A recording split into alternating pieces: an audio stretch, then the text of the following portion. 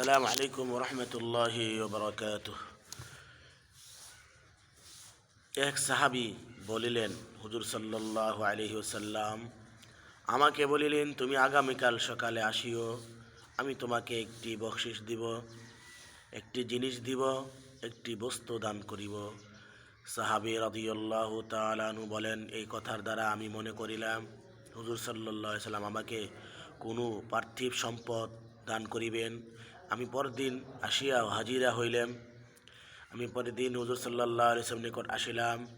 হুজুর সাল্লাল্লাহু আলাইহি সাল্লাম ফরমাইলেন, দুপুরে যখন সূর্য হেলিয়া যায় তখন 4 রাকাত নামাজ পড়িও, অথবা পরবর্তী হাদিসে বর্ণিত নিয়মে পড়িতে বলিলেন। আর ইহাও বলিলেন যে, তুমি যদি সারা দুনিয়ার মানুষের চাইতে বেশি গুনাহগার হও, তবেও তোমার গুনাহ মাফ হইয়া যাইবে। আমি আরজ করিলাম, যদি ওই সময়ে পড়িতে না পারি? হুজুর সাল্লাল্লাহু আলাইহি ওয়াসাল্লাম ফরমাইলেন, দিনে অথবা রাতে যে কোনো সময় পারো পড়িয়া লও। দিনে অথবা রাতে যে কোনো সময় 4 রাকাত নফল নামাজ পড়িয়া লও। হুজুর সাল্লাল্লাহু আলাইহি ওয়াসাল্লাম আপন চাচাতো ভাই হযরতে জাফর রাদিয়াল্লাহু আনহুকে হাবশায় পাঠাইলেন। সেখান হইতে মদিনায় ফিরিয়া আসার পর হুজুর সাল্লাল্লাহু আলাইহি ওয়াসাল্লাম তাহার সহিত কুলাকুলি করিলেন এবং কপালে চুম্বন করিলেন। অতঃপর ইরশাদ ফরমাইলেন, আমি তোমাকে একটি জিনিস দিব, একটি সুসংবাদ শুনাইব, একটি বকশিশ দিব, একটি উপহার দিব। হযরত জাফর রাদিয়াল্লাহু আনহু বলিলেন, অবশ্যই দিন। হুজুর সাল্লাল্লাহু আলাইহি ওয়াসাল্লাম ইরশাদ ফরমাইলেন, 4 রাকাত নামাজ পড়ো। অতঃপর উপরে বর্ণিত হাদিস অনুযায়ী বলিলেন, এই হাদিসে উক্ত 4 কালামের সহিত লা হাওলা ওয়ালা কুওয়াতা ইল্লা বিল্লাহিল আলিয়্যিল আযীম পড়ার কথা আসিয়াছে। সুবহানাল্লাহ, সুবহানাল্লাহ। হযরত আব্বাস রাদিয়াল্লাহু তাআলা আনহু বলেন, আমাকে হুজুর সাল্লাল্লাহু আলাইহি সাল্লাম বলিয়াছেন, আমি তোমাকে একটি বকশিশ দিব, একটি উপহার দিব, একটি জিনিস দান করিব। হযরত আব্বাস রাদিয়াল্লাহু বলেন, আমি মনে করিলাম দুনিয়ার এমন কোনো জিনিস তিনি আমাকে দেওয়ার ইচ্ছা করিয়াছেন যাহা আর কাহাকেই দেন নাই। এই কারণেই এই ধরনের শব্দসমূহ বকশিশ, উপহার ইত্যাদি বারবার বলতেছেন। অথবা তিনি আমাকে 4 রাকাত নামাজ শিখাইলেন, যা উপরে বর্ণিত হইয়াছে। ইহাতে এই কথাও বলিয়াছেন যে, যখন আত্তাহিয়াতুর জন্য বসো তখন প্রথমে তাসবিহগুলি পড়ার নিয়মে পরে আত্তাহিয়াতু পড়িবে। শরহে দারামি কুতনি।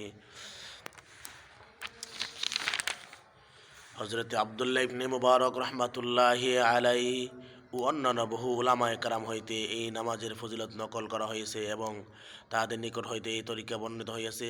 সানা পড়ার পর 15 বার এই কালিমাগুলি পড়িবে, অথবা আউযুবিল্লাহ, বিসমিল্লাহ, আলহামদু সূরা ও অন্যান্য কোন সূরা মিলানোর পর রুকুতে যাওয়ার আগে 10 বার পড়িবে, অথবা রুকুতে যাওয়ার পর 10 বার পড়িবে, রুকু হইতে উঠিয়া 10 বার পড়িবে, 2 সাজদার মাঝখানে 10 বার পড়িবে, 10 বার করিয়া পড়িবে, 2 সাজদার মাঝখানে বসিয়া 10 বার পড়িবে। এইভাবে 75 বার হয়ে গেল। অর্থাৎ সালাতুত তাসবিহ নামাজের কথা বলতেছেন, সালাতুত তাসবিহ নফল নামাজ।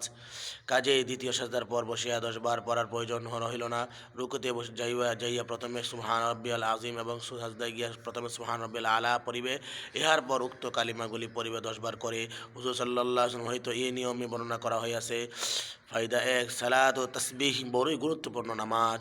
উপরে বর্ণিত হাদিসসমূহ দ্বারা ইহার অনুমান হইতে পারে হুজুর সাল্লাল্লাহু আলাইহি ওয়াসাল্লাম কি পরিমাণ স্নেহ, মহাব্বত ও গুরুত্বের সহিত ইহা শিক্ষা দিয়েছেন।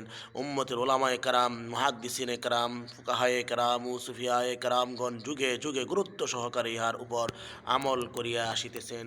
হুজুর হাদিসের ইমাম হযরতে হাকিম রাহমাতুল্লাহ লিখিয়াছেন, এই হাদিস সহিহ হওয়ার ব্যাপারে ইহাও একটি প্রমাণ যে, তবে তাবিঈন জমানা হইতে আমাদের জমানা পর্যন্ত অনুসরণীয় বড় বড় হযরতগণ নিয়মিত এই নামাজ পড়িয়া আসিতেছেন এবং ইহার তালিম দিয়া আসিতেছেন। তাহাদের মধ্যে আব্দুল্লাহ ইবনে মুবারকও রহিয়াছেন, যিনি ইমাম বুখারী রাহমাতুল্লাহি আলাইহির উস্তাদগণের উস্তাদ।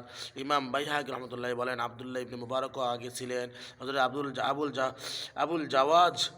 আবুল জাওজাহ রাহমাতুল্লাহি আলাইহি, যিনি নির্ভরযোগ্য তাবী ছিলেন, তিনিও ইহার উপর নিয়মিত আমল করিতেন। প্রতিদিন জোহর নামাজের আজানের সঙ্গে সঙ্গে তিনি মসজিদে যাইতেন, আর জামাতের রক্ত হওয়ার আগ পর্যন্ত ইহাকে পড়িয়া লইতেন, অর্থাৎ সালাত তাসবিহ পড়িতেন। জোহরের নামাজ জামাত হওয়ার আগে লম্বা সময় থাকে, তাই জোহর নামাজের সময় সালাত তাসবিহ বুজুর্গানে দিন পড়িতেন। আব্দুল আজিজ ইবনে আবি রাওয়াদ রহমতুল্লাহ আলাই, উনি আবদুল্লাহ ইবনে মুবারকের উস্তাদও ছিলেন, বড় ইবাদত ও গুজার দুনিয়াতে গিয়েও মুত্তাকি বুজুর্গ ছিলেন। তিনি বলেন, যে ব্যক্তি জান্নাতে যাইতে চায় সে যেন অবশ্যই সালাত তাসবিহকে মজবুত করিয়া ধরে। আবু উসমান হিরি রহমতুল্লাহ আলাই বড় দুনিয়া থেকে বুজুর্গ ছিলেন। তিনি বলেন, আমি মুসিবত ও দুশ্চিন্তা দূরীকরণের জন্য সালাত তাসবিহের মতো ফলদায়ক আর কিছু দেখি নাই।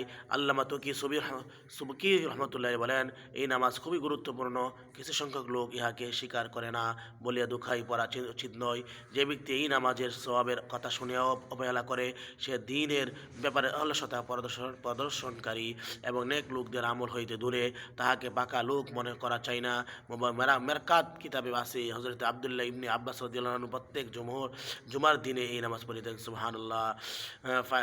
দুই কোনো আলেম উক্ত হাদিসকে এই জন্য অস্বীকার করেছেন যে মাত্র 4 রাকাত নামাজে এত বেশি সওয়াব হওয়া অসম্ভব, বিশেষত কবিরা গুনাহ মাফ হইয়া যায়।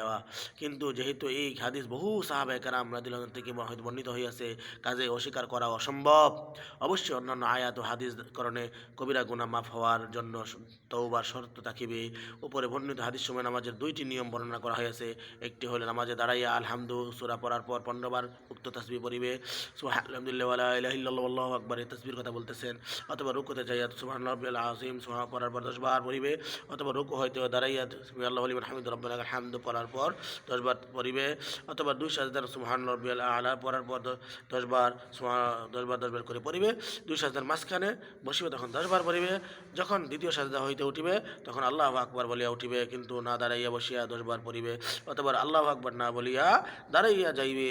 দ্বিতীয় রাকাতের পর এমনিভাবে চতুর্থ রাকাতের পর তাসবিহগুলি 10 বার পড়িয়া অত্যাহিত পড়িবে।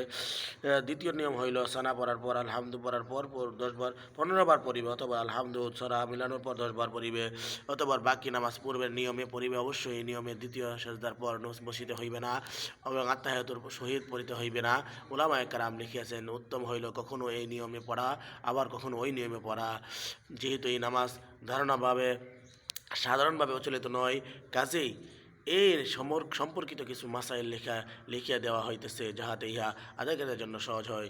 এই নামাজের জন্য কোরআনের কোনো সূরা নির্ধারিত নাই, যে কোনো সূরা ইচ্ছা পড়া যায়। তবে কোনো আলেম লিখিয়াছেন সূরা হাদীদ, সূরা হাশর, সূরা সফ, সূরা জুমা, সূরা তাকাবুন, এই সূরাগুলি হইতে যে কোনো সূরা 4 সূরা দ্বারা পড়িবে। কোনো হাদিসে বিষয় 20 আয়াত পরিমাণ পড়ার কথা বসিয়েছে, এই জন্য এমন সূরা পড়া চাই যেইগুলিতে 20টি আয়াতের কাছাকাছি থাকে।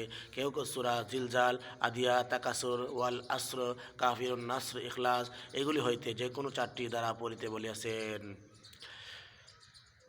2 নম্বর মাসআলা, এই তাসবিহগুলিকে মুখে কখনো গণনা করিবে না, কেননা ইহাতে নামাজ ভঙ্গ হইয়া যাইবে। আঙ্গুলি বন্ধ করিয়া গণনা করা এবং হাতে তাসবিহ লইয়া গণনা করা যদিও জায়েজ, তবে মাকরুহ। উত্তম হইল আঙ্গুল সমূহ যেভাবে নিজ নিজ স্থানে থাকে সেইভাবে রাখিয়া এক তাসবিহ পড়িয়া এক আঙ্গুলি ওই স্থানেই একটু চাপাইতে থাকিবে। যদি কোনো জায়গায় তাসবিহ পড়া বলিয়া যাওয়া হয় তবে উহা পরবর্তী রুকনের মধ্যে আদায় করিয়া দিবে। তবে বলিয়া যাওয়া তসবিহর কাজা রুকু হইতে উঠিয়া বা 2 সাজদার মাঝখানে আদায় করিবে না। এমনিভাবে রতম ও তৃতীয় রাকাতের পর বসিয়ালে ওই সময় ছুটিয়া যাওয়া তসবিহ আদায় করিবে না, বরং শুধু তাহারই তসবিহ পড়িবে। ছুটিয়া যাওয়া তসবিহ উহার পূর্ববর্তী রুকনের পড়িবে, যেমন রুকুতে পড়া ভুলিয়া গেলে প্রথমে সাজদায় পড়িয়া লইবে, এমনিভাবে প্রথমে সাজদায় ভুলিয়া গেলে যাওয়া তসবিহ দ্বিতীয় সাজদায় পড়িবে, আর দ্বিতীয় সাজদায় ভুলিয়া গেলে পূর্ববর্তী রাকাতের জন্য দাঁড়াইয়া পড়িয়া লইবে। তারপরও যদি থাকিয়া যায় তবে শেষ বইটিকে তাহিয়াতুর পর আগে পড়িয়া লইবে। 4 মাসালা, যদি কোনো কারণে সাহু সাজদা করিতে হয় তবে উহাতে এই সমস্ত তাসবিহ না পড়া চাই, কেননা ইহার নির্ধারিত পরিমাণ 300 বার পূর্ণ হইয়া গিয়াছে। যদি কোনো কারণে এই সংখ্যা পূর্ণ না হয় তাহলে তবে সাহু সাজদার মধ্যে পড়িয়া নিবে। 5 কোনো হাদিসে আসিয়াছে আত্তাহিয়াতুর পর সালামের আগে এই দোয়া পড়িবে। সুবহানাল্লাহ সুবহানাল্লাহ। আল্লাহ সুবহানাহু ওয়া তাআলা আমাদেরকে সালাত তাসবিহর আমল করার ফজিলত অর্জন করার তৌফিক দান করেন, আমিন। ওয়া মা আলাইনা ইল্লাল বালাগ। সুবহানাল্লাহি ওয়া বিহামদিহি সুবহানাল্লাহিল আযীম। সুবহানাল্লাহি আলহামদুলিল্লাহি ওয়া লা ইলাহা ইল্লাল্লাহু আল্লাহু আকবার। সুবহানাল্লাহি আলহামদুলিল্লাহি ওয়া লা ইলাহা ইল্লাল্লাহু আল্লাহু আকবার।